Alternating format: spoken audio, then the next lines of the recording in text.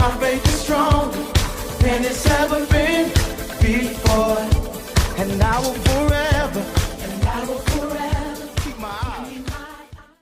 Hello world, you've just tuned in to Brother to Brother. It's the talk show that's sweeping the nation.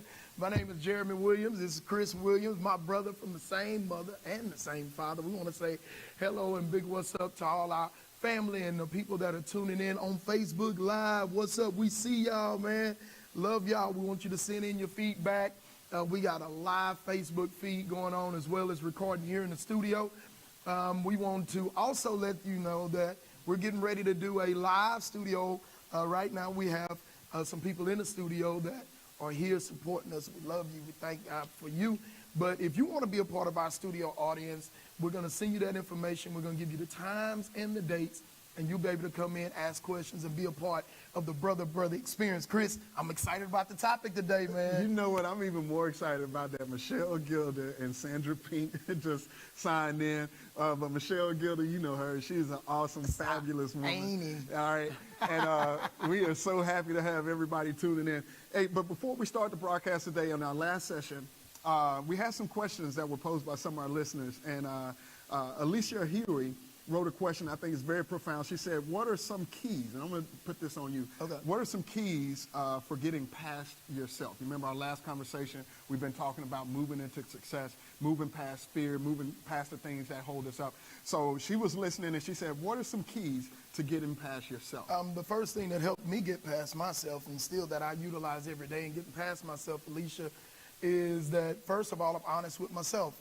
I list all of the negative things. I actually took a pen and a piece of paper and I sat down on my couch. I turned the TV off, turned everything off, the computer, put my phone down, and I made two lists. I made a list of everything that I did not like about myself. I made a list of things that people have told me that love me, not criticism, but I'm talking about like you. And you was like, Jeremy, you know what? You're pretty inconsiderate. You're inconsiderate. Son of a, I'm like, whoa, take it easy. So I wrote down some of the things that people that love me have said, hey man, you need to work on this, you need to work on this. And then on the opposite side, Alicia, what I did, I began to write down opposite actions. So whenever I'm confronted with, just say, a situation where I'm used to going off with my anger, on the next column I said, okay, now, from now on when this happens, I'm gonna slow down. I'm not going to be offended. I'm going to listen first. You know, I started making steps like that. So I had a list of actions, negative behaviors, and then how I was going to, contradict those negative behaviors. And let me tell you, Chris, it works. I know it sounds corny, but it works because anything that you write down with your hand is actually written down on your mind. Oh, wow, man. Anything that you write down with your hand, there is a opposite, imagine an opposite internal hand, and it's etching it on the consciousness and subconsciousness of your brain. Now, not to get too deep, but I want you to know anything that you write down becomes a part of you. So when I wrote those behaviors down and how I was going to react, it actually made an indention and an impression in my life. And remember this, anything that you can do for 21 days either makes or breaks a habit. So try for 21 days. At the end of 21 days, evaluate and start over again. It's not going to happen overnight. Absolutely, man. And I do want to give a shout out and answer, and that's a great answer. Alicia, I hope that helped you. Hello, Ken Porter, Chelsea Tyler, and Tanya Price. You know, y'all are tuning in Facebook Live, man.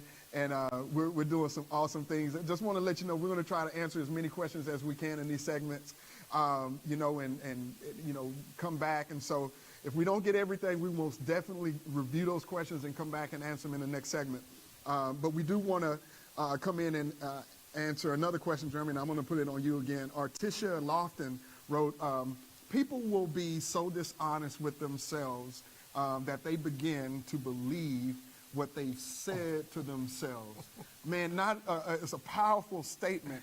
Talk to that. Can you talk to that, the self-truths and the self-lies that we tell ourselves that end up becoming truths that we walk on, that we live in? Well, from experience, Chris, and I'll say this, brother, we're honest with ourselves. There's a difference between dishonesty, lying, and a compulsive liar. I think it's a progression. Dishonesty could be knowing the truth but not acknowledging the truth. That's dishonest. And that's generally how it starts. Then you can go to a full-out lie. And then when your lies, when you start believing your lies, Miss Lofton, I love what you said.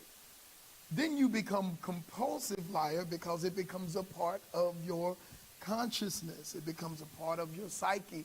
And once you do that, then, it's hard to walk in greatness. Let me just slow it down like you said. It's hard to walk in greatness because you can actually create a lying lifestyle. Oh, yeah. That's opposite of who you're supposed to be. Oh, wow. And so it starts with dishonesty, then it starts to an outright direct lie, and then you get into a compulsion where you start creating fantasies and falsehoods that totally take you the opposite direction of your greatness. You know, and we were addressing this question in the break, and Pastor Sharp said something that I think is so profound, that the creator and the maker of a thing is the only entity, a power, a person that can define the usage of a thing, the truth of a thing. And so, you know, instead of listening to lies and the compulsive nature of trying to make a falsity your truth, we should lean more to the Word of God, lean more to a place of truth. And it's, you know, we do talk about the Bible. We talk about God's Word, His wisdom. Number one, He is our creator and our maker. In Jeremiah, I think it's chapter 11, or where He says, these are the thoughts that I have towards you to bring you to an expected end. And how can He say that? Because I knew you before you were formed in your mother's womb. Before you started listening to and you began to be programmed by all of the negative messages that are out here in this world and the negative truths or lies that we tell ourselves, there's still an unfiltered, untainted truth that we can lean to and depend on that will tell us actually who we really are.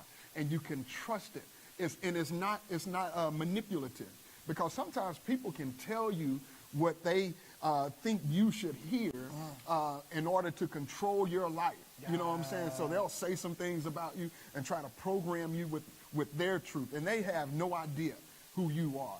And so we have to lean to the Lord to allow the truth giver to tell you who you really are. Well, Chris, that's a great segue, I feel like, into what our next topic is, our next segment. And I still see the boards lighting up. So glad you guys joined us. Yeah, You're tuning into Broad. Yeah, I see you guys. Absolutely. Hey, listen, so we're in the studio. This is a green screen behind us. This is not the finished product. It's just for digital effects. And we're looking at a big camera. So we want you guys to give us feedback. We want you to ask questions. We want you to let us know how you feel about what we're saying. Now, we're about to get into relationship management. Relationship management. And right now, the holidays are coming up. Right now, Chris, this is a time for family to come together. It's a time you got a lot of people getting married. You got people making up, breaking up. We deal with a demographic that's between the ages of 17 and 40, you young adults. And man, managing relationships, Chris, can falter false images of ourselves. It can foster these lies that we've heard about. Man, let me tell you this. You're not going to believe this. Come on. I had a bad dating relationship. Okay. I had a bad dating relationship one time, right? And it's something really small. In the heat of the moment, in the argument, this young lady told me, she called me short. Now keep in mind, I'm not the tallest man in the world, right? How tall am I, Chris? About 6 foot. 6 foot, something like that. Yeah. Okay. My driver's license says I'm 6'1".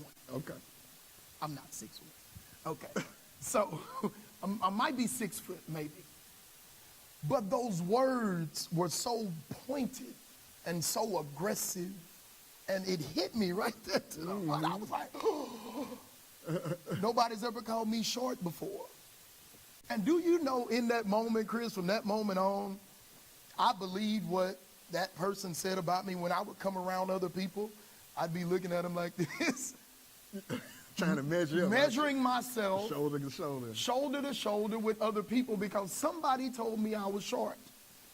And then there one day, Kenneth Porter said you 5'11" and a half. thank you, Kenneth. Thank you for that chime in, classmate. But check this out. In relationships, Chris, we get a lot of bad information from relationships. Well, I think we can use what Artisha was saying in regards to what do we know about ourselves and not allowing other people to define who we are. One of the things that me and my wife, we've done in our relationship is I have a working knowledge of her weaknesses and things that she doesn't do, needs to work on. And it's been over the course of time, but you know what? She has a list also. But the thing about it is we've decided in our relationship, we will not use that list. Wow. We're not going to use like it. that. We're not going to use it. I know exactly what to say to her to break her spirit, you know, to really make her feel insecure about herself. And she knows likewise what to say about me. You have to respect people. You have to love people. One of the things that I say when we talk about this, one of my 3 lifestyle statements is I will live with respect and love. I will hold on to my morals and values.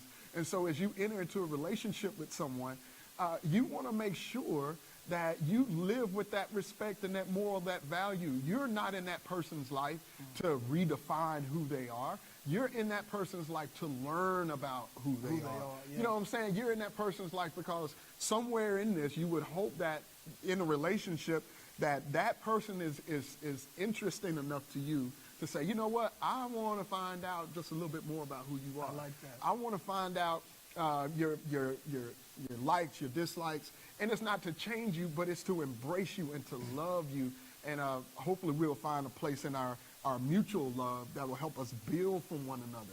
You know, because in a relationship, if you're in there, I won't say long enough, but if you're sincere enough in your approach, you'll find out areas where you can be a help to someone and build them up, man. Hey, I want to ask our listening audience, those of you that are live on Facebook, I'm going to present it here in our studio audience as well. How do you know when a relationship is unhealthy? Let's just think about it for a minute. Let's just slow down. You know, like you tell me, let's slow down. How do you know when a relationship is unhealthy? Who is, you know, in the breakdown of our society, Chris, who's giving relationship advice? What about the person that doesn't know the scripture like we know it? What about the person that may not be in the Bible, believe in Bible, teaching church where they know that the Creator defines them? What do we tell these people? Because I may be in a bad relationship or unhealthy that's shaping my life, causing me to be somebody I'm not, and I not even know it. I think one of the first things that we can evaluate in that sense, Jeremy, is manipulation. Manipulation is a huge tool that people will use to take advantage of another person. What do you mean? Well, as people, one of the things that we have to understand is that we were never created to control other people. That's not our function. God said this in Genesis chapter 1. He said that you should be fruitful and that you should multiply and that you should replenish. He never said that, and even in the subduing, he said you subdue the earth. You don't subdue other people. God. You know what I'm saying? You shouldn't be in a relationship where somebody has the motive to subdue your life. But when people lack potential, not potential, but when people lack walking in their purpose, they'll take subdue as the only thing. Instead of subduing a dream or subduing a purpose or something that they want to accomplish, they'll look out on the horizon and they'll want to subdue people. And that's the tragedy of what we've seen in our history with dictators, bad politicians and governments and greedy people. They seek to subdue people instead of building people up. And so I think one of the first things that you need to recognize or get the discernment on is, are you being manipulated to be something that you are not created to be? Is somebody in your life trying to fashion your life to overcome your life instead of being in that life to be fruitful and to help you multiply and to help you be more who you are? So one of the first things I think that we can recognize to see if you're in a bad relationship is just to make sure, and this is not what we're just talking, you know, girlfriend, boyfriend, husband, wife. We're talking about friends too. Friendships. Yeah, friendships where you can get a manipulative friendships, and all they want you to do is to do what they want to do. You know what I'm saying? All they want to do, man, is just make sure you're agreeing with everything they're saying. You know, you're going to do everything that I want you to do, instead of being someone in your life that can build you up. Or, Chris, they're always taking from you and never adding anything to you. Yeah. The thing that I love about the friends that we have, mutual friends and then individual friends, classmates, is that when I leave their presence, it makes me want to do better. I have a friend that's tuned in right now, a classmate, brother, named Kenneth Porter. And whenever I talk, you know, Kenneth is the master of certificates and degrees. Kenneth could build a refinery in his backyard if he wanted to. He knows how to do it. Every time I leave Kenneth's presence, Chris, I want to look at my career like, man, maybe I should get another certification. He pushes me to be better. You have friends like that. You have people in your life like that. So whenever I leave a friend or whenever I'm in a relationship, I want to know, what does this person add to my life? Oh, yeah. Yeah. Value added, it should be the objective of all our relationships. You know what I'm saying? Now, we don't, you know, I really, too, and I say the word don't like. I don't like those people that judge other people so much. Ugh. They're like, oh, man, you know what I'm saying? There's nothing, they ain't for me, you know what I'm saying? They're against me. You know, I can't get nothing from them. Man, no, that's not the deal. You know, that's not the way that you should approach that. You should look at this like, overall in my life, because I have a sense of my purpose and values and where I'm going. Is somebody in line with that? You know, is there a friendship? Like we said it the other day, there are friends in our life that, you know, they're not on the same path. They're not trying to preach, you know, and motivate. Hey, man, these cats, man, you know, they have a different objective in their life. Their life That's is true. on a totally different path. That's Do we true. disrespect them? No, because No, you know what? never. We still have an angle and a need for your camaraderie and your brotherhood and your sisterhood. And we say to you that you're important. We need to, you know, I believe if more people could just create an environment in their own psyche, in their minds, that people are important. We are important to one another. Man, we're all we have. God.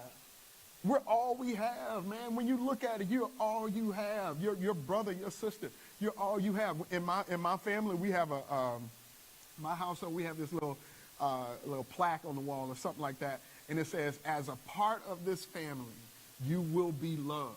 As a part of this family, your dreams will be acknowledged. As a part of this family, you will receive random acts of kindness because you are a part of this family.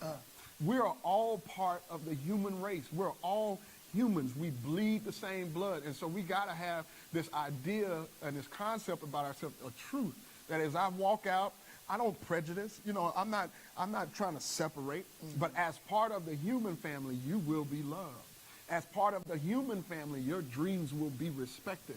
As part of the human family, you may receive a random act of kindness. And I think if more people can do that, we'll find relationships that are strong. Well, Chris, society is set up, and this, again, is brother to brother, and we're raising social awareness, and we're talking about relationships right now. Society is anti-family. You know, God deals with us as family. He could have called us a team. He could have called us a squad. God could have called us a gang. He could have, you know, gang, team, you know. Yeah. But he refers to us as a family. And I've come to grow, in our path to greatness, I've come to learn that family goes beyond DNA. When we started this show, Brother to Brother, it's not just because we're biologically brothers, but we are connected to a lot of other brothers who share the same concept, who add value to our lives. And so our listeners out there and people on Facebook Live, they're going berserk right now. They're tuning in, Chris, because in your pursuit to greatness, you have to define family. Family is a relationship. Yeah. The question is, Chris, and we'll probably need another segment for this, is how do we define who we're going to let into our family circles? We at one point in culture, man, and it's still good today, there began to be this phrase called mastermind groups. And in a mastermind group, the basic concept of a mastermind group is that you get people from varied experiences, you have a subject or a topic or something, and you get multiple people to look at that problem to come up with a solution. So it's not just like-minded people, because there's a bunch of differences.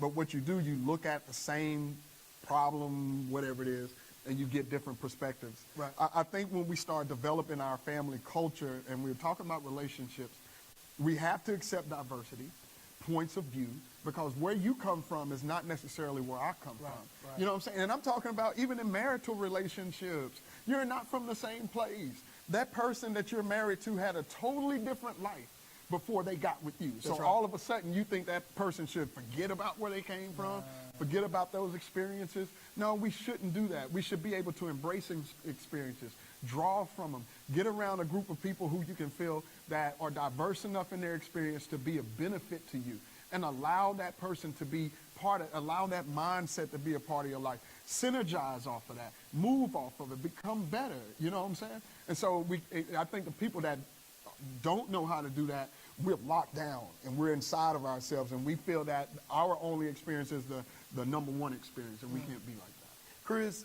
in this society, we deal with a sport culture. And there is no sport, not a one. You can't think of one. There's no sport in our culture that one individual can win by themselves. It might look like they're winning by themselves, like a Michael Phelps. He's swimming in the pool by himself. But what you can't see on the TV is that there is a coach running along the side of the pool, walking in his ear, telling him, hey, you need to speed up. You need to ease back. Even a swimmer, even a track runner, it looks like he's running track by himself, look like he's running a 100-meter dash. In other words, God designed us to reach our place of greatness in a family structure, because he don't want us to just come up by ourselves. He wants us to bring other people up with us. We refer to Jesus all the time. Yeah. And in the past 2 segments, we talked about how he went through the darkness, he went into the grave, he came out of the grave, he was a new person. He went through that dark experience. But the thing about it, as soon as he came out of the experience, Chris, he went and met up with his family. Yes, yes. He met up with the disciples. He met up with the women that were his mother. He met with his family and his brothers. And he said, hey, look, I made it through, and now we're going to all come up together. And the Bible said they had a mastermind session for 40 days and 40 nights. And he began to share with them how he went through his process. God wants us to come up together. Yes. And guess what? Even though he ascended to heaven, and I'm not trying to get all preachy, Go ahead, but man. even though he ascended to heaven, guess what? Jesus could go to heaven, man, sit back, chill in the cut, and be like, you know, hey, I'm in heaven, I made it. But no, he's coming back to get his family. Yeah. And so in our path to greatness, in our path to success, Chris, the relationships and the people that are around us are part of us coming into our greatness. Listen, and you don't know how much Jesus needed those people. He needed them. Listen, there's no, in a family, everybody's input and presence is needed. If one person is taken out of the mix, there's an opening, there's a gap, there's something that's lost. Jesus said this, and we love him. He said, everybody that you've given me, Father, to keep, I've kept them. You know what I'm saying? Yeah, he says, the folks that were designed for my life, I took care of them. Listen, ladies and gentlemen, when we're talking about in Facebook Live, I got one of my good brothers on here, Alan Harris, and the Pittmans. I see you, man. What's up, Frederick? Yeah. So, listen, everybody's place and position in your life is meaningful. You know what I'm saying? Now, we do have to filter, because there were some folks that fell off. There's some folks that fell off in their life. You see Mr. Mo, Brother Mo. What's going on there. Fino? But listen, man, those people that came, some of them left, some of them stayed. But the people that left, the people that came, they all had purpose. What had to be distinct in the wisdom that Jesus had to use is to make sure that everybody had their place, and he acknowledged it and recognized it. Yeah. And so we want to keep as many of the right people around us, definitely. You don't want any people that's sapping from your energy and sapping for your life. And believe me, we're talking about relationships. Right. And so you want to keep the people that are pushers, that are elevators, that are celebrators, that are cheerleaders, people that are telling you the best about yourself, people that are honest with you, people that are builders and not breaker downers. Hey, man. Chris, and you know, a lot of people talk about you need to get rid of this person and cut these people out your life. What I found out is, as we're cutting people out of our life and getting rid of people, a lot of times we don't replace them. This is what Jesus did. When Judas betrayed Jesus, he was a part of the original group, the original 12. But guess what? When Judas got cut out of the group, when he left the group, they replaced him with a guy named Matthias.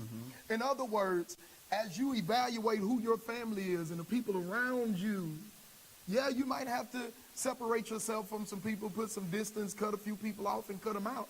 But then you need to find positive people to replace those, because you need a family. A man that keeps cutting away at his own family, after a while is going to be by himself. And anybody that's a leader or somebody great walking by themselves is just a man out for a walk. Yeah, absolutely. So we got to be careful. When you cut away, you need to replace and you need to add. Adding is always, it's value added. You know, who's adding a value to your life? What situations are adding value to your life? Are all important areas of building positive relationships. That's what we're talking about. You know, we're talking about doing those things. Somebody said, Natasha said, everybody in your life serves a purpose. Be mindful of who you cut off. Timing is everything. There are some people that are not going to go. Thank you, Tasha, for saying that. There are some people that are not going to go to the next spaces in life with you. But it doesn't mean that they were unuseful. You know what I'm saying? It doesn't mean that that part of the journey that they were not, should receive, if they shouldn't receive the credit for what they did in your life. Even past hurts, past things. Listen, we're going to come back to this analogy. A threefold cord is not easily broken. But listen to this. If I only had 3 things in my life to think about, I would be powerful and I'd be amazing. But my life is made up more than that. Right. Every cord is necessary for the strength of your life. You know what I'm saying? Every hurt, every disappointment, everything, person that's come and goes, help you to understand in the next phase and the next time, like Natasha was saying, the next time of your life, you can draw from that and you can be the better because of it. I like what Mofino said, Chris, live selflessly and God will put people in your path. He'll put people in your path that will be a blessing to you and that will help you. A lot of times we mess up, Chris, because we overlook the people that God is trying to send, and we a lot of times bring people into our life that we don't need. They're not the right people at the right time. Yeah, man. Listen. Can we give them some love, man? We got 30 seconds in this beautiful studio, and let's end it with words of love. Well, listen, man, I think as we all look at our relationships and even as we grow, one of the words of love I want to say is that you are special. Don't discount that word. You deserve love. You are warranted love. You were created in love, and you were created to be loved. So let's lean in God, lean to the love of God, not our own understanding, and we'll have great things in our life. Hey, this is Brother to Brother. We're here in the studio. You see the green screen, big camera. We're going to get back with you guys doing another segment. Love you. God bless you. See you soon. Here we go. Come on.